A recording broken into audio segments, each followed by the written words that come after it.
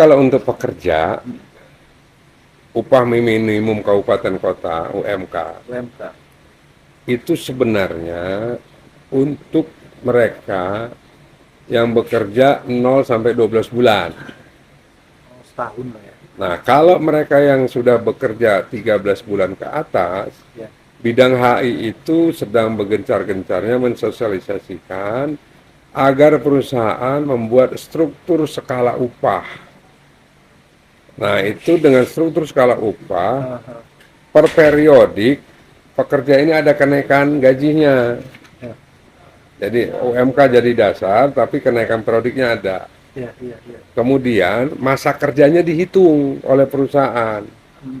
Sehingga walaupun mereka nanti keluar dari perusahaan itu, mereka punya keterangan bahwa mereka sudah berpengalaman sekian tahun.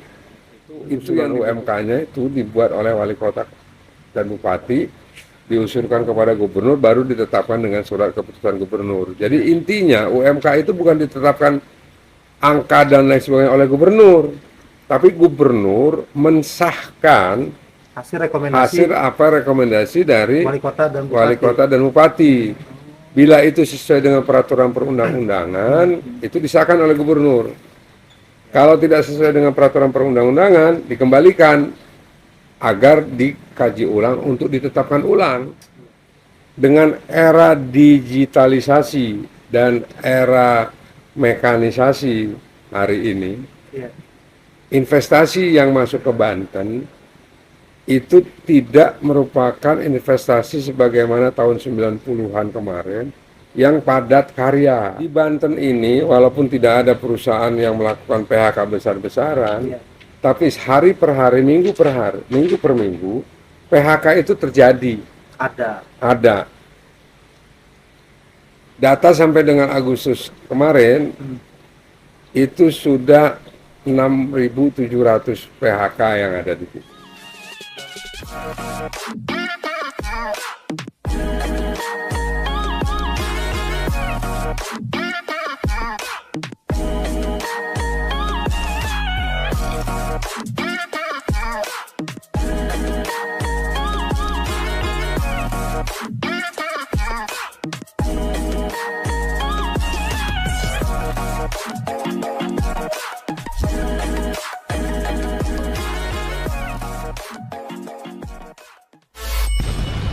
Tapi kalau kita bicara seputar dunia ketenagakerjaan Pak, kalau di Banten sendiri, apa sih Pak yang memang kemudian tadi Pak ya, kalau di awal kita sempat menyinggung soal kenaikan upah gitu ya, kemudian Mayday gitu.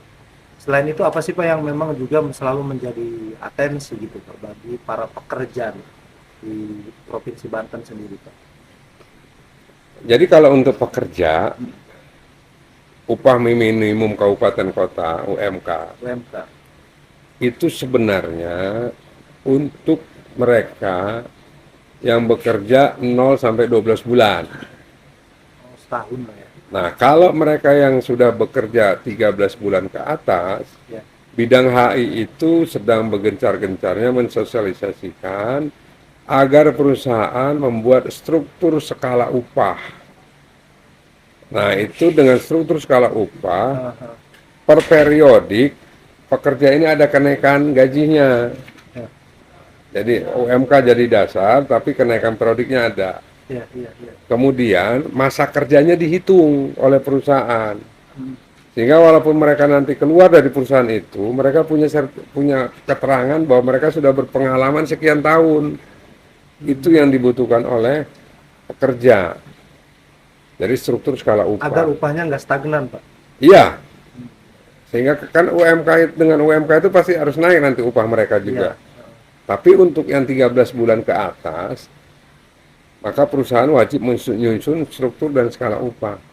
Kalau yang 0 sampai 12 tahun, itu usulan UMK-nya itu dibuat oleh wali kota dan bupati, diusulkan kepada gubernur, baru ditetapkan dengan surat keputusan gubernur. Jadi intinya UMK itu bukan ditetapkan angka dan lain sebagainya oleh gubernur, tapi gubernur mensahkan Hasil rekomendasi dari wali kota dan bupati. wali kota dan bupati.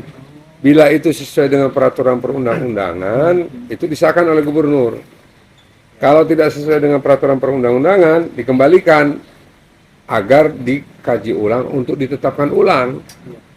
Gitu. Dan itu perumusannya setahun sekali kan Pak ya? Ya, jadi tanggal 21 November itu paling telat penetapan upah minimum provinsi.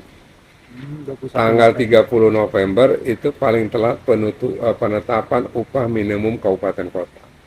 Nah itu kadang orang belum paham tuh Pak, perbedaan UMK dan UMP, karena kan juga besarannya beda Pak ya? Ya, Itu apa tuh maksudnya Pak? jadi kalau UMK Iya.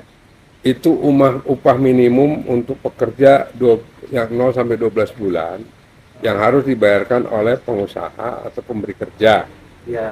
ya kan? Bila mana terjadi bahwa kesepakatan antara pemberi kerja dan penerima kerja bahwa perusahaan belum mampu melaksanakan upah minimum kabupaten kota, Iya. dan bila mereka bersepakat tidak tetap melakukan hubungan pekerjaan, maka upah yang mereka berikan kepada pekerja untuk waktu tertentu bisa tidak sesuai dengan UMK berdasarkan kesepakatan. Tidak boleh lebih rendah dari UMP. Oh, UMP itu batasan minimal. UMP itu batasan minimal, UMP itu jaring pengaman sosial agar para pemberi kerja tidak semena-mena memberikan upah kepada pekerjanya. Tetapi untuk DKI Jakarta, UMP itu berlaku sebagai UMK. Jadi satu sama. Ya, karena kabupaten kota di daerah khusus Jakarta kan bukan otonom, administratif. Administratif. Nah, Itu sehingga hanya berlaku untuk otonom berarti ya? ya, otonom di provinsi-provinsi selain daerah khusus Jakarta. Iya. Mungkin nanti kalau IKN sudah berjalan normal juga IKN akan ada perlakuan khusus juga. Karena Termasuk IKN kan Jogja- daerah otonom. Jogja Jogja daerah otonom walaupun Otonom, ya? statusnya istimewa gitu. iya. Ya. Istimewa karena dia memelihara adat budaya setempat dan juga pada awal kemerdekaan Jogja itu memberikan pengakuan kedaulatan pertama Sama. kepada Republik Indonesia. Nah, itu kawan-kawan. Jadi ya UMP dan UMK ini sering menjadi salah arti gitu Pak. Ya, Karena memang nilai UMP itu selalu kecil kan angkanya. ya karena munculnya jaring gitu. pengaman Ternyata sosial itu jaring untuk pengaman tidak aja boleh ya. upah itu lebih rendah dari UMP. UMP. Iya. Itu kawan-kawan, itu informasi yang sangat penting kawan-kawan. Nah Pak, kalau melihat daripada investasi dan perputaran industri di Banten sendiri Pak, sejauh ini bagaimana sih Pak melihat, apakah memang ada kenaikan atau stagnan atau seperti apa Pak di Banten ini Pak? Per hari ini 90.277 perusahaan yang terdaftar di Banten. 90.000. Ya, dari kecil, menengah, atau sedang dan besar. Dari penanaman modal dalam negeri sampai penanaman modal asing. Hanya memang dengan era digitalisasi dan era mekanisasi hari ini, Iya. investasi yang masuk ke Banten itu tidak merupakan investasi sebagaimana tahun 90-an kemarin yang padat karya. Iya. Nah, Pada sehingga hari ini investasi itu padat modal. Karena mereka menggunakan mekanisasi dan digitalisasi. iya. Kayak Cilegon sana Ya, Pak, praktis. Industri dijalankan dengan dengan robot robot, teknologi. kan gitu Iya. ya, otomatisasi seperti itu.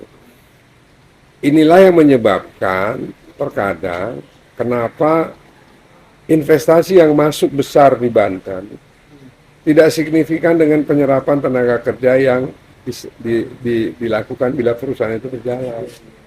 Contoh, satu perusahaan di salah satu daerah investasinya 60 triliun misalnya. Tapi kalau dia sudah jalan normal, untuk industri pokoknya paling nyerapnya 500 orang.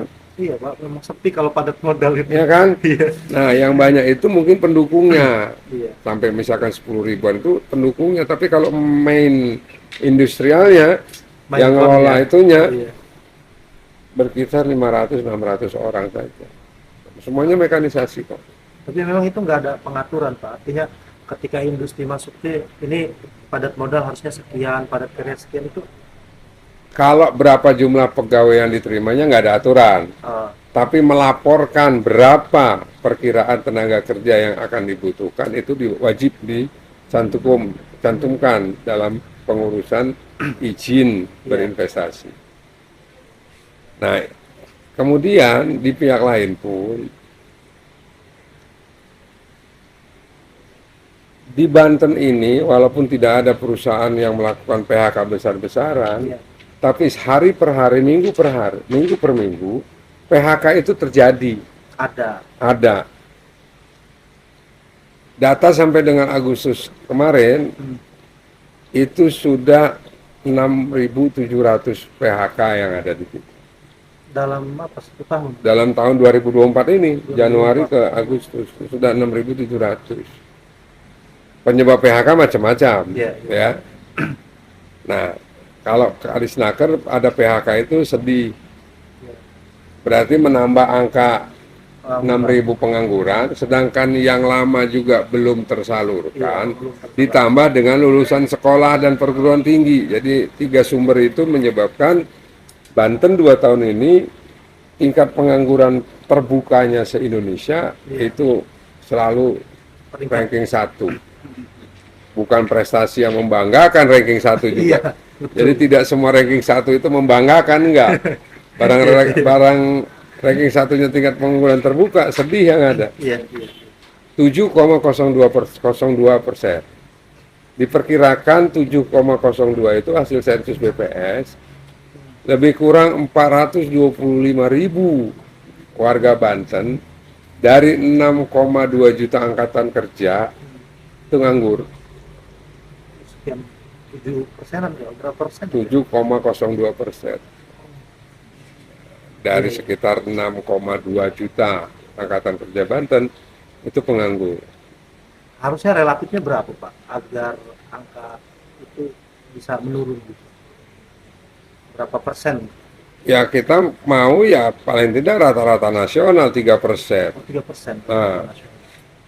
4-5% rata-rata nasional. Iya. Tapi harus dibangun smelter, 2 smelter terpenuhin itu. Satu smelter kan 42 ribuan dia.